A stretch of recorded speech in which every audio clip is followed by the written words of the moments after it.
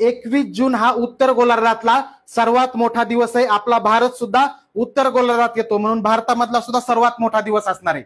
आता हे सर्वात मोठा दिवस, सर्वात लहान दिवस कोणते असतात आणि हे का असतात याची माहिती सुद्धा आपण पाहणार आहोत। तर बघा, सर्वात मोठा दिवस आहे 21 जून हा जो दिवस आहे हा उत्तर गोलार्धातला सर्वात मोठा दिवस आहे। आपला भारत उत्तर गोलार्धामध्ये येतो, म्हणजे भारतातला सर्वात मोठा दिवस आहे। आणि याच्या उलट दक्षिण गोलार्धात 21 जून हा सर्वात लहान दिवस असतो।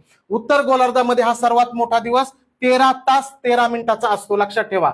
या दिवशी काय होतं तर उत्तरायण संपतं आणि दक्षिणायन हे सुरू होत असतं, म्हणजे सूर्याची किरणे हे दक्षिणेकडे तिरके सरळ सरळ सरळ पडायला सुरुवात होत असते। आणि या दिवशी 21 जूनच्या दिवशी कर्कवृत्तावर किरणे हे लंबरूप पडतात। कर्कवृत्त हे उत्तर गोलार्धात आहे, म्हणून जिथं किरण लंबरूप पडतात तिथं दिवस मोठा असतो, म्हणून 21 जून हा सर्वात मोठा दिवस आहे। आणि उत्तर गोलार्धातला सर्वात लहान दिवस आहे 22 डिसेंबर। 22 डिसेंबर सर्वात लहान आहे।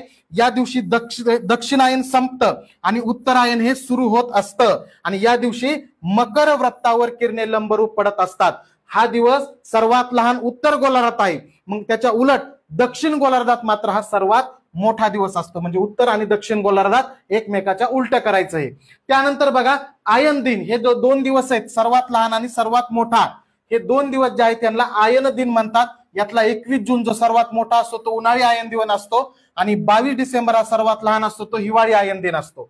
त्यानंतर अजून एक संकल्पना आहे भूगोलामध्ये, संपात दिन।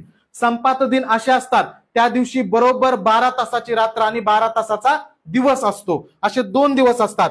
एक असतो 21 मार्च आणि दुसरा असतो 23 सप्टेंबर। त्यातल्या 21 मार्चला वसंत संपात म्हणतात, 23 सप्टेंबरला शरद संपात असं म्हणतात। आणि या दिवशी संपात दिनाच्या दिवशी विषुववृत्तावर जे सूर्याची किरण आहेत ही लंबरूप पडत असतात।